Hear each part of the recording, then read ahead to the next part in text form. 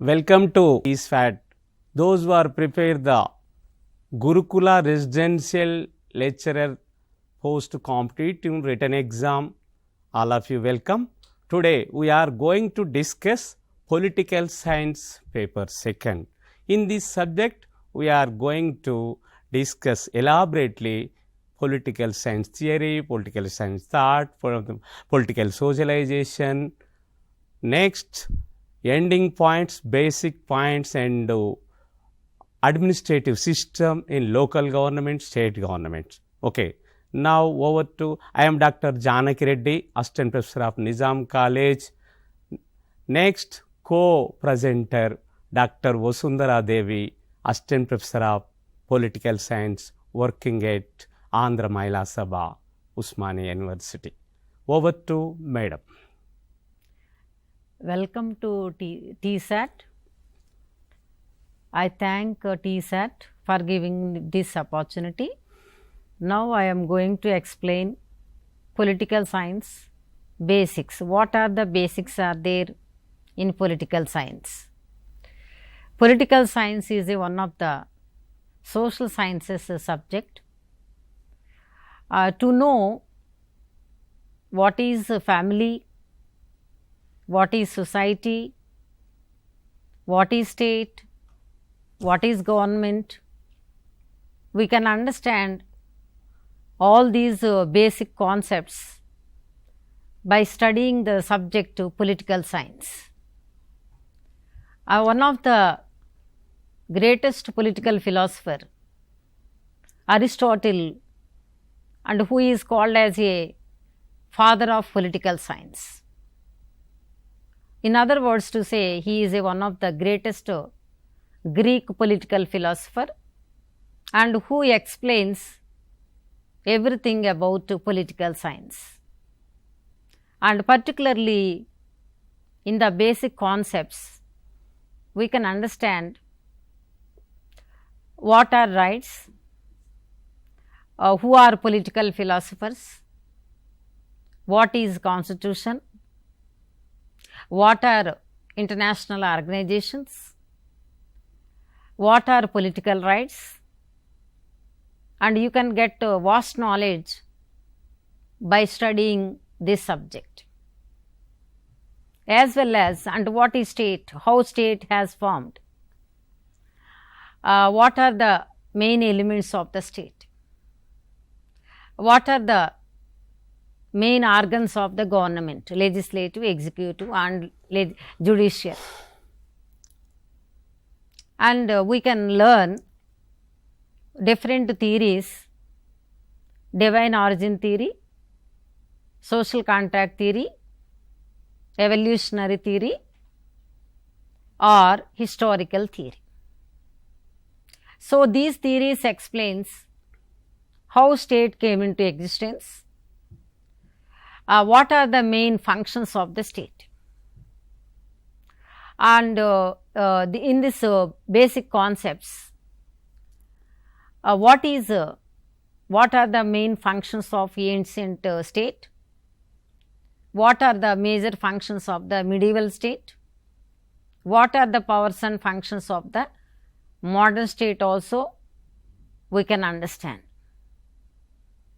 And this political science very popularly very deeply discusses what is sovereign power.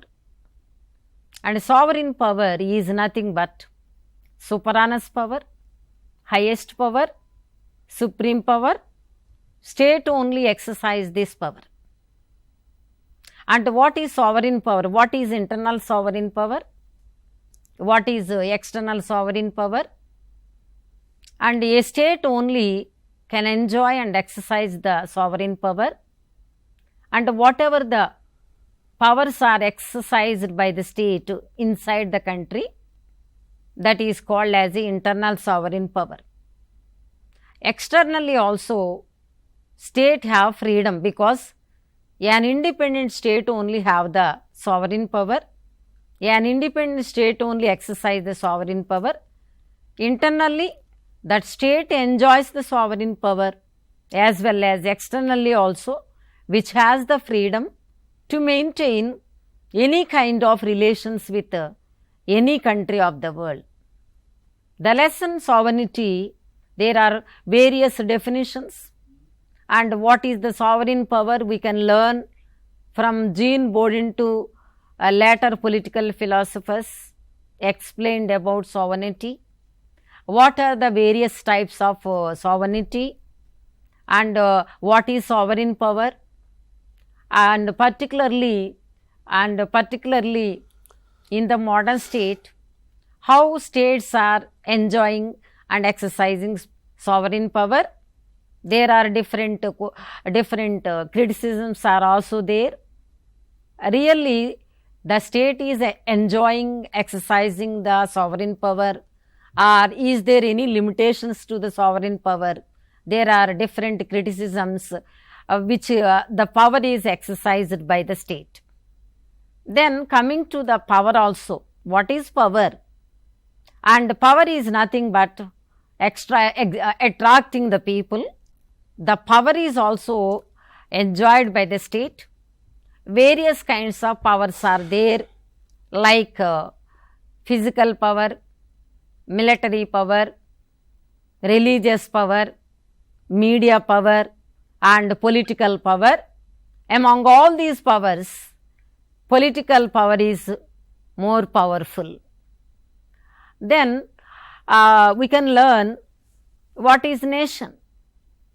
And people, particularly a group of people, by choosing one land, whenever they have started to live in one particular area, and one nation has formed. Among that people, the feeling of nationalism has increased, has developed. The feeling of nationalism, what is nationalism? And nationalism is nothing but a feeling of oneness. And the subject political science teaches us what is nationalism, what is state, how nation states has formed, particularly after the First World War. This chapter explains to you. Then coming to the democracy, and democracy is a government of the people, by the people, for the people, according to the great American president Abraham Lincoln. So, democracy is a government of the people. This is a people's government.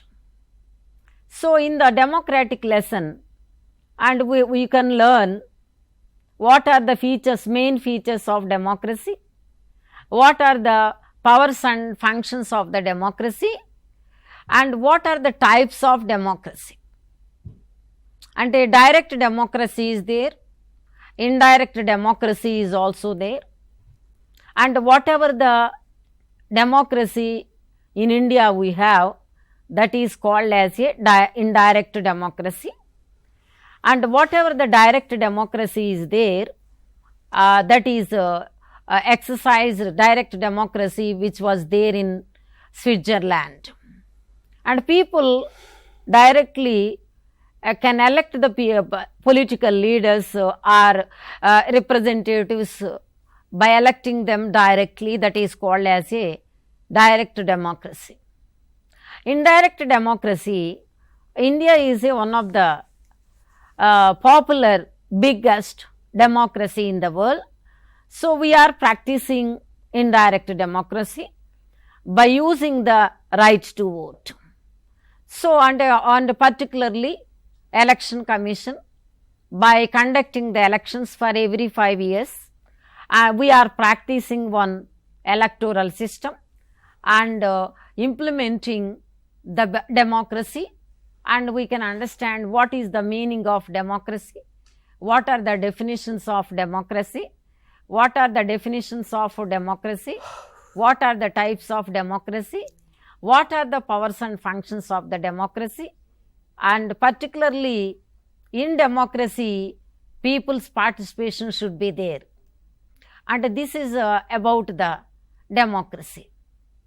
Then by learning the democracy, as a student of political science, we can also learn various forms of governments, and we can classify the governments into traditional governments as well as modern governments also. And example for traditional government is aristocracy, oligarchy, kingship form of government, dictatorship form of government are the example for traditional forms of governments. Example for modern form of government is unitary and federal form of governments, parliamentary and presidential form of government. And in the unitary form of government, there should be only one government for the entire country, and only one government exercise the power to the entire country. And generally, unitary form of government is suitable to the small countries, and a federal form of government, and there should be two forms of governments in the federal form of government. One is central government, another one is state government. And actually, as the citizens of this country, we should know that our framers of the Indian Constitution borrowed to our country. We are practicing unitary as well as federal features, parliamentary and also presidential features. And during the normal times, we are practicing federal form of government. We have central government as well as the state government. During the emergency times, we are practicing unitary form of government. During that time, central government should be very powerful. Next, we are also on a parliamentary form of government. Is nothing but there will be two executives. One is nominal executive, another one is real executive. Example for nominal executive is the President of India, Queen or King of England Parliament. Example for real executive is Prime Minister of England, Prime Minister of India. And in the parliamentary form of government, there are two types of executives, nominal executive as well as the real executive.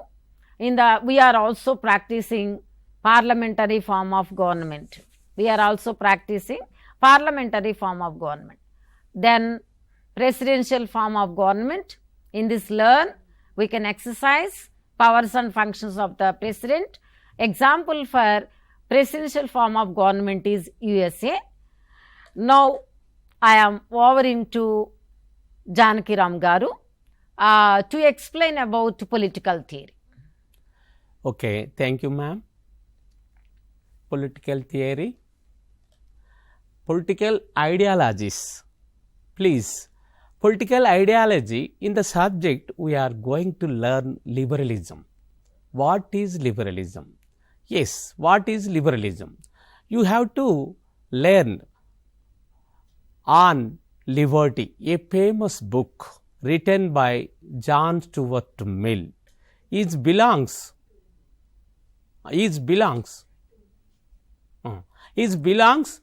England.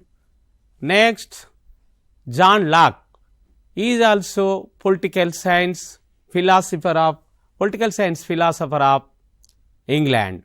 He is also written a great book, two treatises on civil government. In these two books, liberalism is explained thoroughly. With the students of political science, we learn liberalism and neoliberalism. In olden days called it is liberalism. What is the liberalism? More freedom to the people. The government is set back only crime and punishment rules, remaining liberty, equality, fraternity, rights and duties to the let them people. Whenever the government is confined the crime and punishment, not to the involvement of people's freedom. It is called liberalism. Which countries more than political rights, more than legal rights, more than financial rights? Which countries follow the fundamental rights? Which country's nation is follow the fundamental chapter? Then only that country is very democratic country. That's why liberalism, neoliberalism, Marxism. What is Marxism? The great political scientific philosopher from Germany, Karl Marx and Friedrich Engels. These both are from Germany. They explained about Marxism in the book of the Communist Manifesto and 𝗧 Capital. The students of political science, you have to alert and prepare for competitive exams, the Communist Manifesto and 𝗧 Capital. In these two books, they are explained thoroughly Marxism. What is Marxism? In the nation, in the country, total assets, private property managed by national policy. Nationalism, no one can not having individual property. All property is nationalized by the union government. It is called Marxism. Next, socialism. Which is called socialism? Anti-waves to the capitalism. Those who are capitalists, so many persons in India, next, all the world, those who are assets, those who are profits, those who are billionaires, those who are millionaires, they have crores of property with them. In the same way, so many people of country, in this country, at the same time in this world, there is no feed to one time or two times for a day. 24 hours they are laboring in factories in the field of agriculture, but they have not proper nutrition food, proper education. Their children was very crucial and ill healthy and diseases. That's why socialism is very need to the people. The Karl Marx and Friedrich Engels is said. Next, fascism. What is fascism? Fascism is propounder of Benito Mussolini. Mussolini is from Italy. Rome is the capital city of Italy. In Italy, fascist theory. What is fascism? Here, one Telugu proverb is there. Goddalito katti kalpina kattela mopu. Means unity of the people. This fascism and Nazism is complete against to the communism.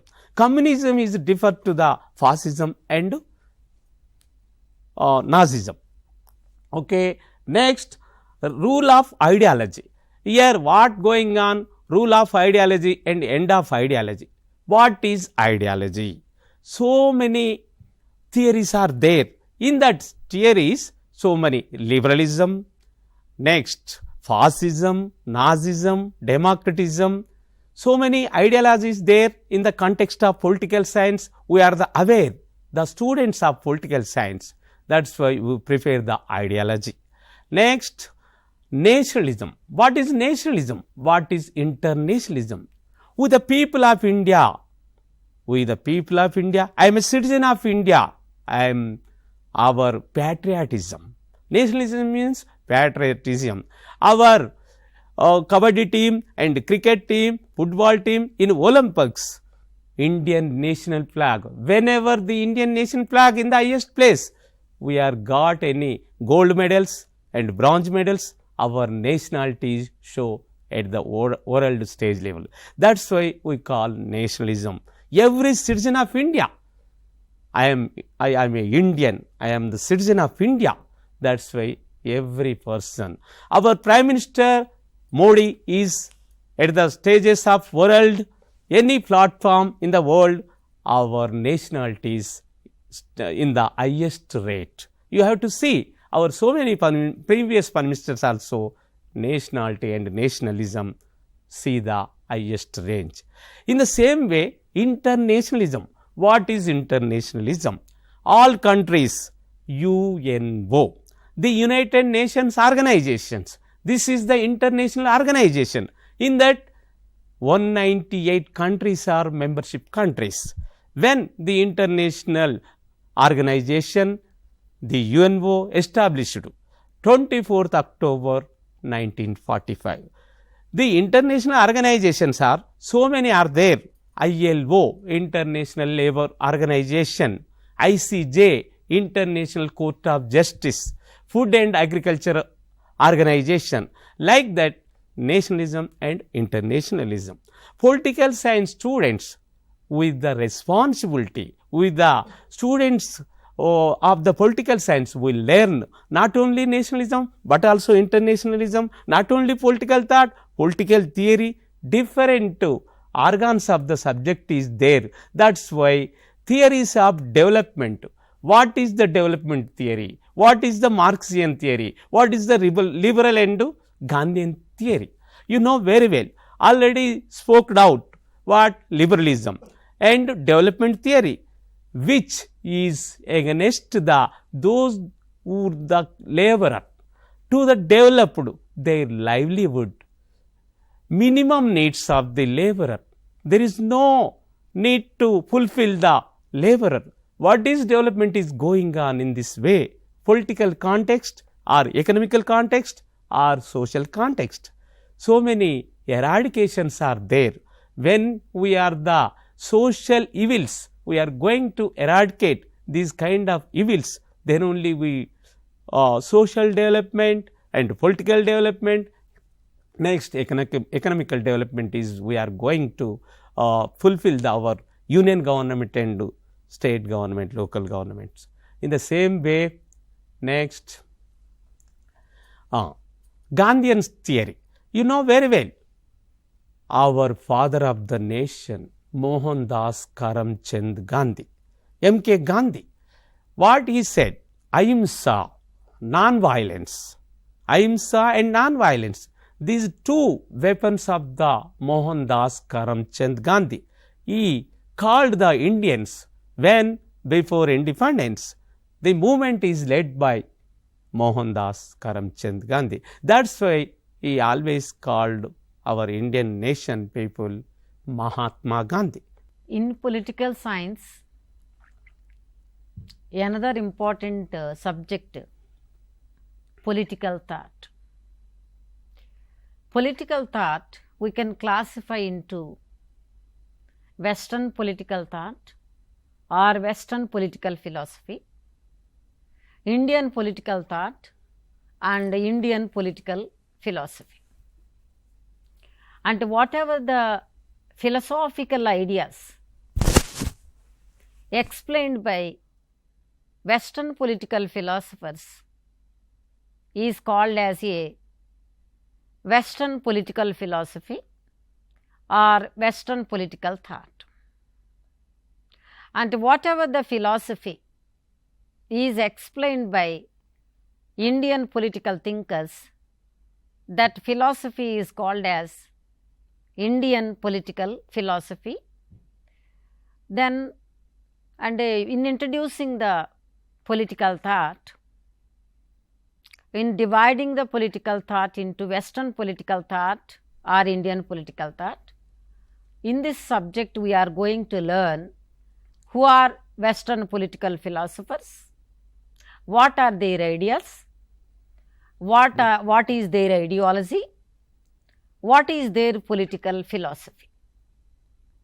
In the first lesson, Greek political thought, Plato and Aristotle, they are called as Western political philosophers. Plato is called as a ideal political philosopher, and who explained theory of justice and ideal state.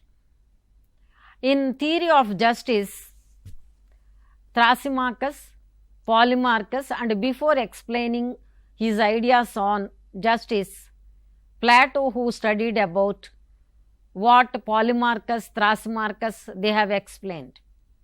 Then he explained, according to Plato, justice is nothing but whenever the rulers, they are doing their duties perfectly, that is justice according to the Plato. And Plato, as a Greek political philosopher, who discussed very, very clearly what is ideal state. In his ideal state, what is a theory of justice, what is communism, and what is education, he explained very, very clearly in his ideal state. And Plato is a ideal political philosopher. Simply to learn Plato's political philosophy, rulers class and soldiers class, they should not get married according to the Plato. And Plato's main aim is to create one best ruler to the best state. So he is called as a ideal political philosopher. Then coming to the Aristotle, Aristotle is one of the Greek political philosopher, one of the great student of Plato, and Plato is the master to Aristotle.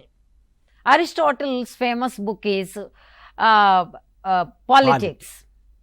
Plato's most popular work is the Republic. In his politics book, Aristotle, and who explained about what is government, how state has formed, how state was, what is the origin of state, and in his origin of state, how state created, who explained very, very clearly. In the theory of origin of state, we can understand different stages forms of different stages of state. And first one, marriage, second, next one, family, then village, and then finally state came into existence according to the theory of origin of state. So Aristotle, he is also as a father of political science, who explained very, very clearly powers and functions of the government, rights of the people, how state has to work, and who explained very, very clearly. Then another important political philosopher, medieval political philosopher, 𝗳𝗏 Aquinas. 𝗳𝗏, who explained very, very clearly what is sovereign power and what is social contract theory. And according to social contract theory, which is explained by 𝗳𝗏, and state, in this political philosophy, we can understand one important point, that state created through social contract. That was the greatest philosophy of 𝗳𝗏. And how the ruler has to work, and ruler also created through the social contract only. State is also created through the social contract only, according to the philosophy which is explained by 𝗳𝗏. Then coming to the Aquinas, he is also one of the greatest political philosopher, who concentrated on classification of the law, and who discussed about the state and church, what are their main powers and functions. Then modern political thought, Machiavelli and Jean Bodin are the most popular political philosophers in the modern period. Machiavelli, his most popular work was The Prince. In his The Prince book, Machiavelli, who explained very, very clearly, particularly what are politics, what is religion, his main focus is, and Machiavelli is called as a modern political philosopher, and Machiavelli's philosophy is called as a modern political thought, because first time in political thought history, Machiavelli divided the politics and religion in his famous book, The Prince. That is why Machiavelli, not only that, who has given more advices to the ruler. If the ruler is following that whatever the suggestions given by Machiavelli, and he would be a successful ruler. So Machiavelli, he is also called as a real political philosopher. Machiavelli is also called as described as a modern political thinker. So, and 𝗳𝗏 also one of the modern political philosopher, who also discussed very clearly and what is government, what is state, what are the powers and functions of the state, and who is citizen, what are his powers. We can learn all these important political philosophy in the 𝗳𝗏. Then coming to the, because when I have started this political thought is divided into two types, Western political thought and Indian political thought. In the Indian political thought, and Manu is called as a first ancient Indian political philosopher. He is also called as a first ancient Indian king, and who wrote one famous book, Manu 𝗧𝗧 or Manusmriti, and this is a evergreen book to the Hindu religious people even till today. In his Manu 𝗧𝗧, Manu classified the Indian society and who explained very clearly what is the social structure, what is the social order of the Indian society. First time in Indian history, first time in Indian society, and Manu classified the society into Chaturvarnas. First one is Brahmanas, second one is Kshatriyas, third one is Vaishyas, fourth one is Shudras. This Chaturvarna system is introduced by so-called Manu. So, he is called as a first ancient Indian political philosopher, first ancient Indian king also. And also Manu, and who discussed very clearly what are the elements of state. That philosophy is also called as a this Saptanga theory, and what are the elements of the state. Then next to the Manu, the another important ancient Indian political philosopher is Kautilya. Kautilya's most popular work is Arthashastra. In his Arthashastra book, who explained, Kautilya is famous for statecraft and who has given more valuable suggestions about what is administration, what are the various elements of the state, what are punishments, or what is danda, what are the relations, how king has to maintain various kinds of relations with other countries of the world, and who explained very clearly, and who was also very popular person. He is not only called as a political philosopher, he is also called as one of the administrative thinker, because Kautilya, who has mainly focused on administration of the state. Then coming to the Buddha. Buddha is one of the popular Indian political philosopher, and actually Buddhism is not a religion. As for the political thought, Buddha is called as a social revolutionary, and Buddha, who explained four noble truths, what is Dhamma, what is Sangha, and what are the eightfold faults, and who has explained in his philosophy. And by studying the Gautama Buddha, and who, whenever we are remembering Gautama Buddha, and who was the enlightened Buddha, and who understood what is the reality of life, how we have to live the life in this world, and who showed the one marga that is called as a Ashtanga marga. So, and who Gautama Buddha, who is called as one of the social revolutionary. Of course, later period, after the death of the Gautama Buddha, Buddhism has emerged as a religion, and people, they have created Buddhism as a religion in our country. Then coming to the Mahatma Gandhiji. Mahatma Gandhiji is a well-known person as a father of our nation, and particularly before knowing about the Mahatma Gandhiji, and we have to learn Indian national movement is divided into three phases or three eras.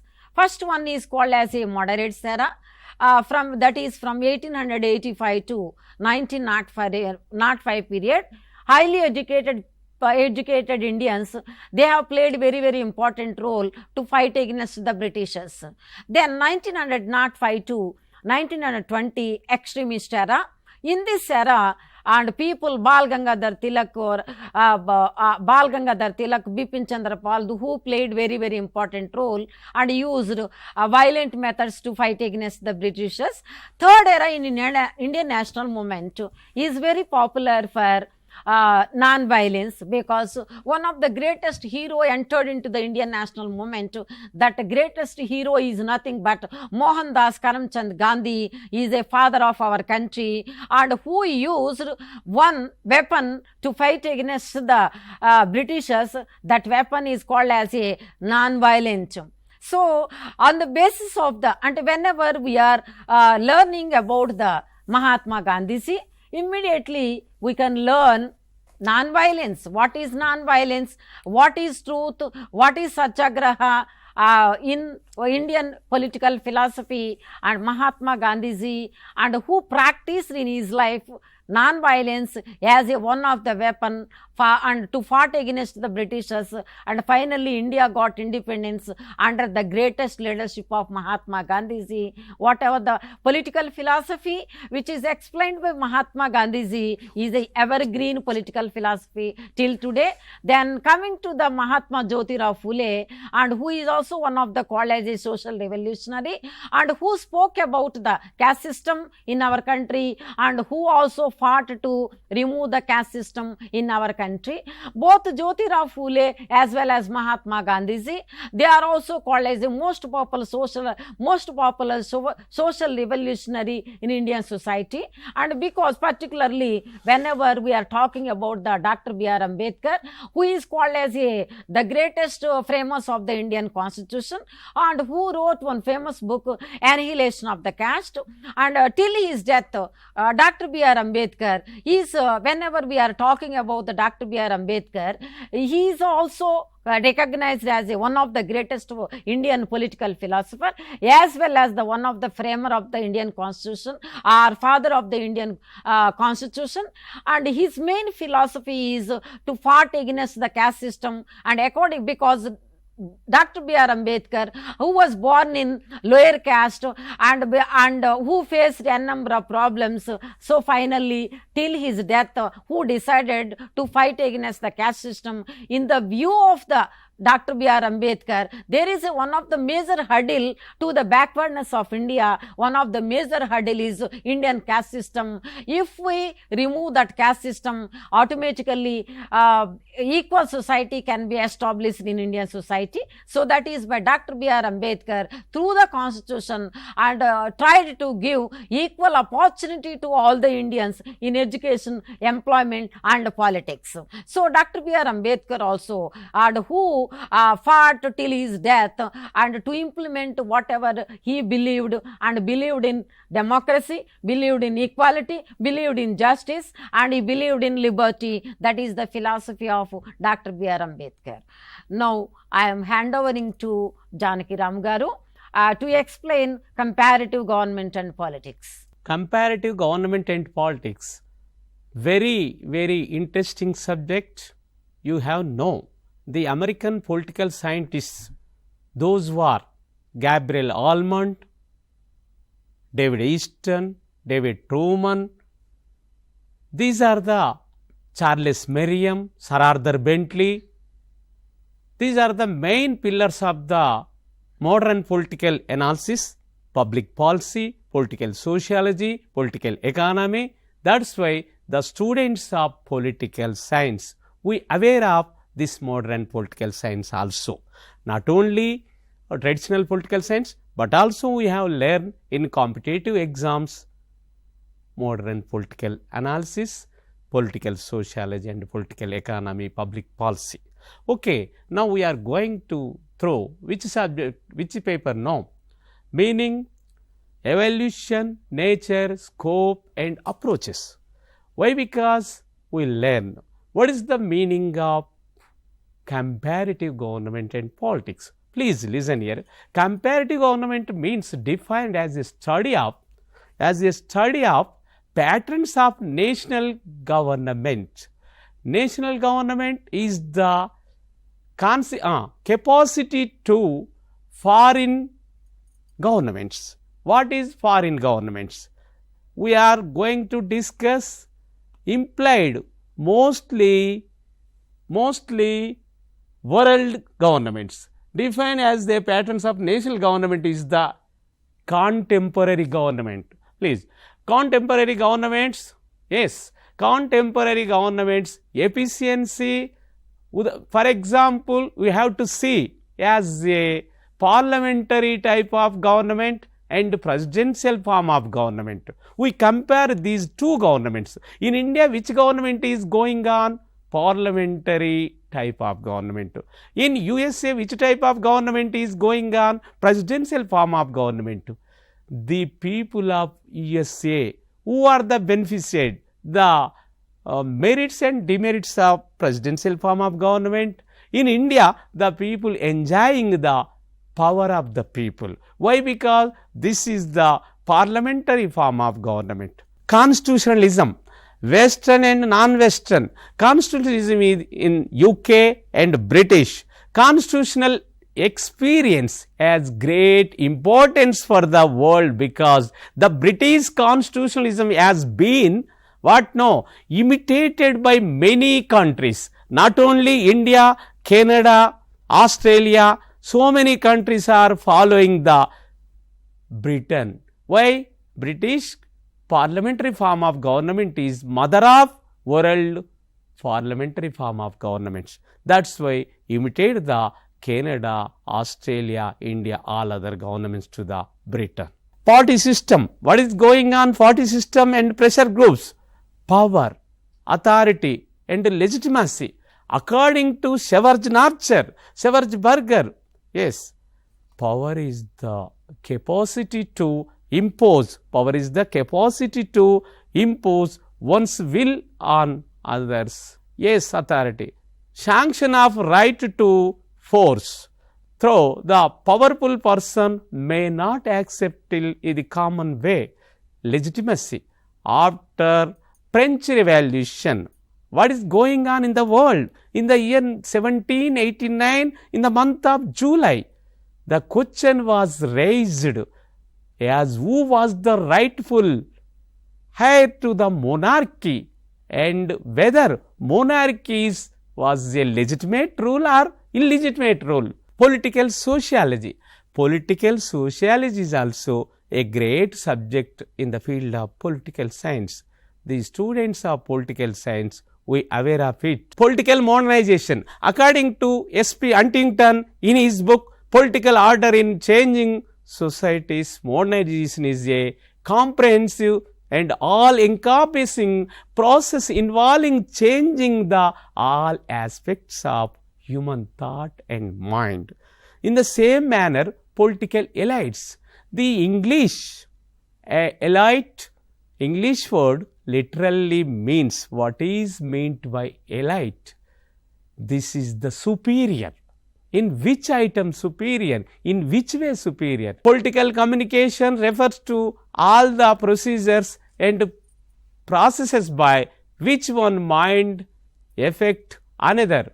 Political communication is also known as the name of political cybernetics of recent time, we called it. Now, political stratification, caste, class and gender. Subject in political science is Indian government and politics. In this subject, the students of political science, they can learn what is Indian national movement, what is Indian constitution.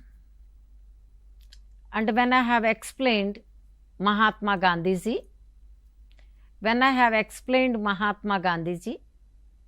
I already explained to you what is national movement. And in this chapter, the students of political science, they can learn when Britishers came to India, why Britishers came to India, with what purpose Britishers came to India. Britishers came to India only to do the trade and commerce. They have migrated to India only to do the trade and commerce in the beginning. Later period, they became the rulers of the country. So, to fight against the Britishers, to get independence to India. Many freedom fighters, they have fought and sacrificed their life to get independence to India. That is called as the Indian national movement. In Indian national movement, there are three important phases or eras: moderates era, extremist era, and Gandhian era. Who are called as a modern freedom fighters, modern period moderates? They have used pre-petition and constitution to fight against the Britishers. Then extremist leaders, they have used violent methods to fight against the Britishers. And first period is modern period, moderates era, 1885 to 1905, 1905 to 1920, extremist era. From 1990 year onwards, that era is called as a Gandhian era. So, that we can learn what is nationalism, whatever the methods are used by the Britishers, whatever the methods are used by the freedom fighters to fight against the Britishers. So, in Indian national movement, we can learn what is the philosophy of Gandhiji, what is the philosophy of the moderate leaders, what is the philosophy of the extremist leaders, and finally, in what way we have achieved independence. We can learn in the lesson Indian national movement. We can learn the lesson Indian national movement. Next one, what is Indian constitution? And after getting the independence, and particularly and during the time of the national movement only, in 1946 one assembly was formed, that is called as a Constituent Assembly, and in that assembly there are 3 steering committees. In that among that 7 steering committees, most popular committee is drafting committee. For that committee, Dr. B.R. Ambedkar was the chairman, and who wrote Indian constitution, and Dr. B.R. Ambedkar, who has taken 3 years, 11 months, 18 days time to write the Indian constitution. So, in this Indian constitution lesson, and what are the salient features of the Indian constitution, and we can learn, and particularly Indian constitution is a written constitution. We have borrowed unitary and federal form of government, presidential form of government, what are the rights, what is justice, what is liberty, and what is who is president and who is prime minister, what are his powers and functions, and bottom level to top level to bottom level, and whatever the powers are given by the constitution which are exercised by the prime minister, president, to governor, chief minister and council of ministers, and we can learn that through the Indian constitution. There is one procedure in Indian constitution, that is a amendment procedure. So, in Indian constitution we can learn all these important aspects, and we can understand what are the salient features of the Indian constitution, and then what is federation and what is federalism, what are the center-state relations. So, in this lesson there are 2 types of government. One is central government, another one is state government. What kind of relations are there between the central and state government? That relations are called as a center-state relations, and particularly, and in this center-state relations, financial relations, administrative relations, we can learn all that relations, and also there is a lot of criticism between the center-state relations, particularly in India, because majority states in India are depends upon the central government for the financial assistance. States in India now demanding for more autonomy to the states. Then planning and union executive, legislative and judiciary, president, prime minister, council of minister, Lok Sabha and Rajya Sabha, and particularly central level president, prime minister and council of ministers, they are called as a union executives, and legislature is nothing but parliament at central level, state level assembly. And in this legislature lesson, and we can understand what are the powers and functions of the parliament at central level, what are the powers and functions of the assembly, we can understand. In the judiciary lesson, what is Supreme Court, what is the origin and structure, powers and functions of the Supreme Court at central level. At state level, what is the origin and structure of the High Court, what are its powers and functions, we can understand. Then President, and what is the election procedure of the President, Electoral College, what are the powers and functions of the President, emergency powers as well as the ordinary powers, and we can learn in the presidential form of government. Prime Minister is called, President is called as a nominal executive, Prime Minister is called as a real executive according to the parliamentary form of government. In the Prime Minister, what are the powers and functions of the Prime Minister, we can learn, and in what way Council of Ministers they are assisting to the Prime Minister and President, and what are the powers and functions of the Lok Sabha and Rajya Sabha.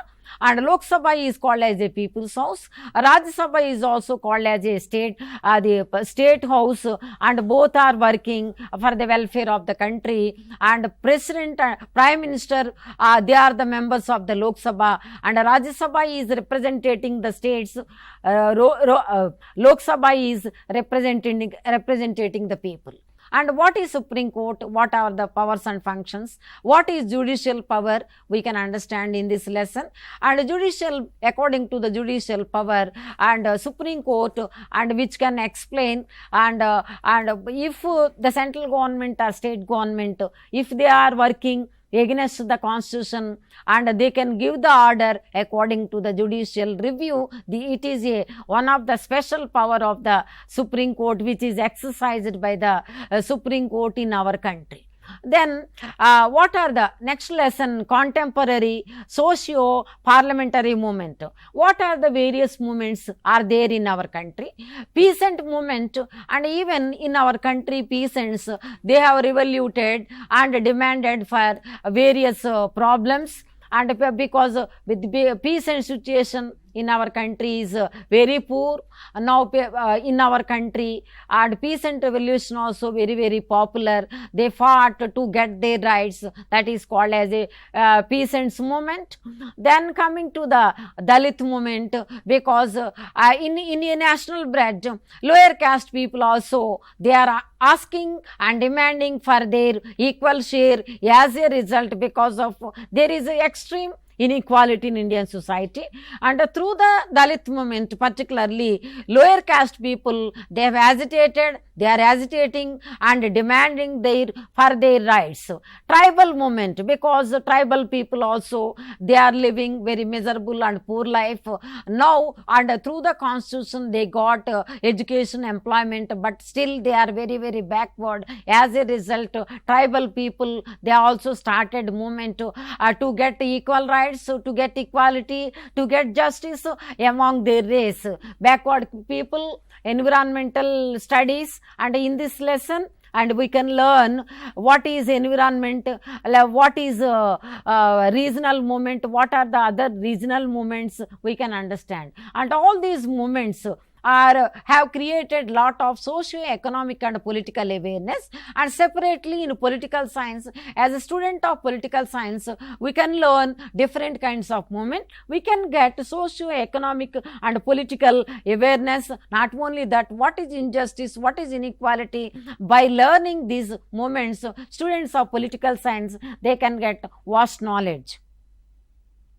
Okay, we will meet next session.